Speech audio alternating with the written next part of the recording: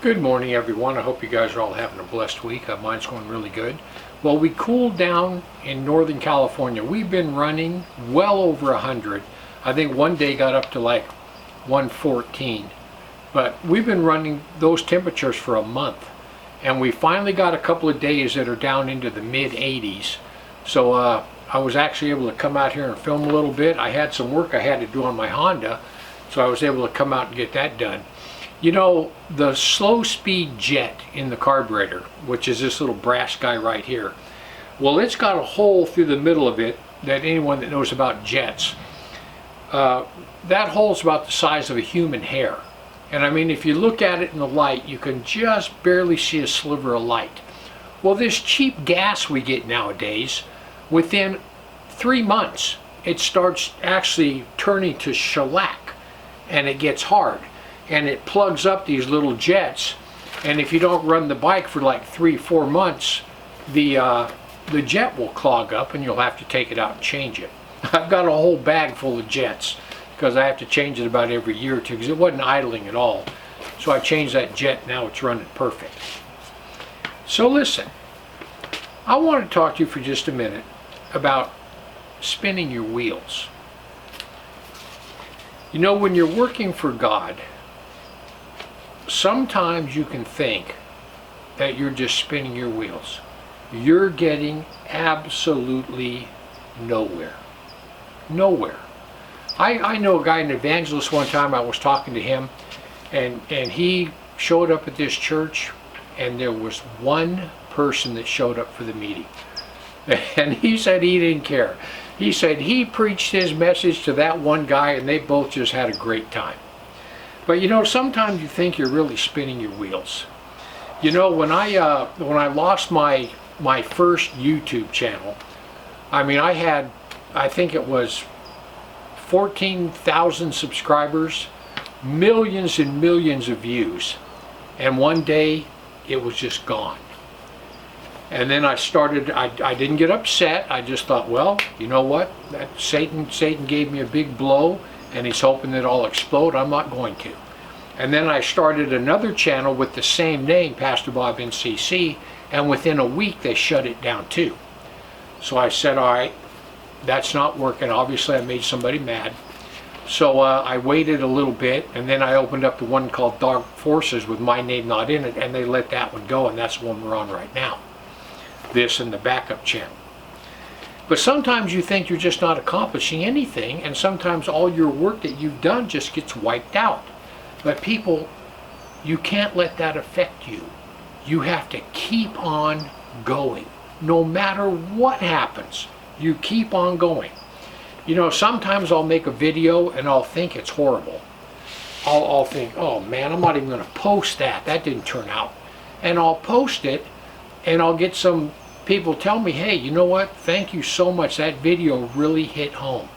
And I'm like, man, how's that? I wasn't even going to post it. I thought it was so bad. So, you know, some videos you just think they're just absolutely great and you get almost no views. But you just keep pressing on. Because listen, this is the deal. I think I've got, what, right at 1,000 videos on the backup channel. I'm getting close to 1,000 on this one. You know what? Out of all those thousands of videos, if just one person gets saved, just one, it's all been worth it. Every single bit of it. And you know, when you pass out tracts, when I worked at McClellan, when I was in the military, there was 17,000 employees on that base. And there was a parking lot that was so massive it'd take you a couple minutes to walk across it. Well, I used to go into the base church and just grab handfuls of tracts, and I would go through that parking lot, and everybody whose window was down, I would just start putting tracts in all those cars. And sometimes you'd be walking down the street and you see one of your tracts in the gutter, and you can bet that some people just threw them in the garbage can, but other people took those tracts and read them, and they were blessed, and maybe somebody got saved.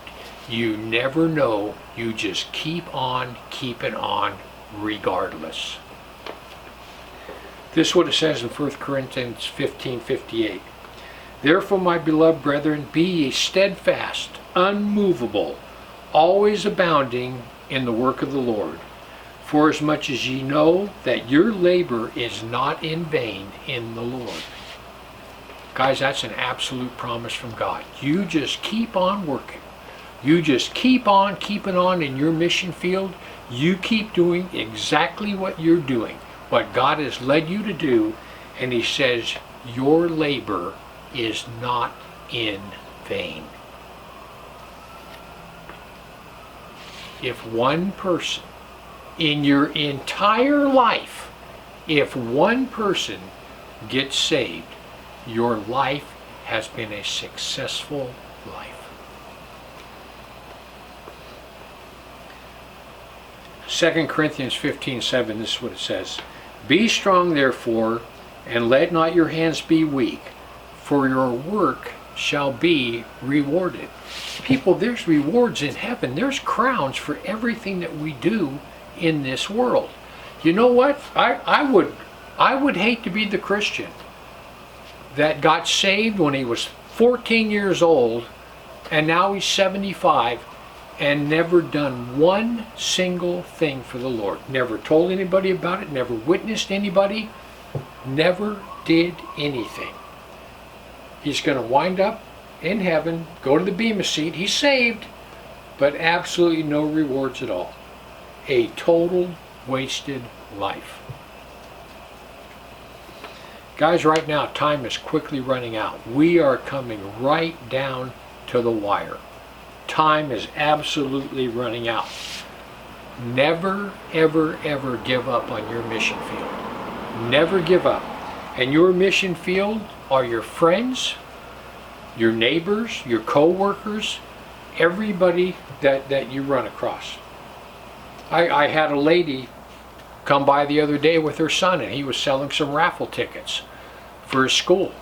And I said, well, sure. So I bought one of them, and I make sure that I came up here and got one of her cards. And I told her I had a YouTube channel, and she got all excited about that. And I gave it to her, and I said, hey, go watch some of these videos. And so, you know, hey, one more person. Never give up on your mission field. And my neighborhood is part of my mission field. Listen, God is going to abundantly reward you for every single thing you do for him.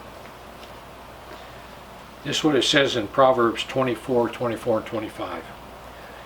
He that saith unto the wicked, thou art righteous, him shall the people curse. Nations shall hate him. But unto them that rebuke him shall be a delight, and a good blessing shall come upon him. People, listen.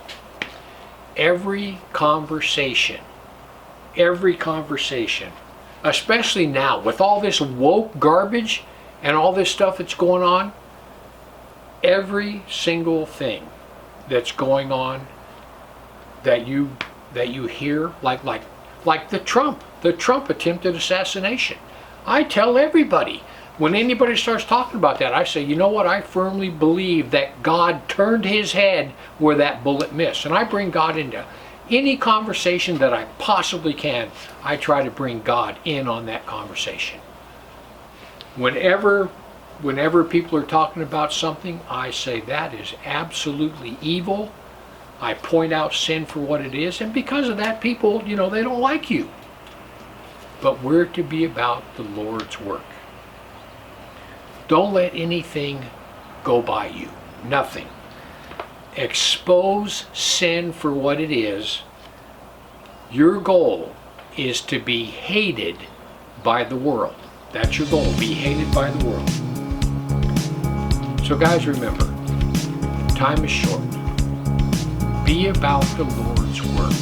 Whatever your mission field is, continue doing it, because your reward is going to be great in heaven. So anyway, I hope you guys all have a blessed week. Heaven or hell, you choose. Just remember, once you take your last breath, it's a done deal.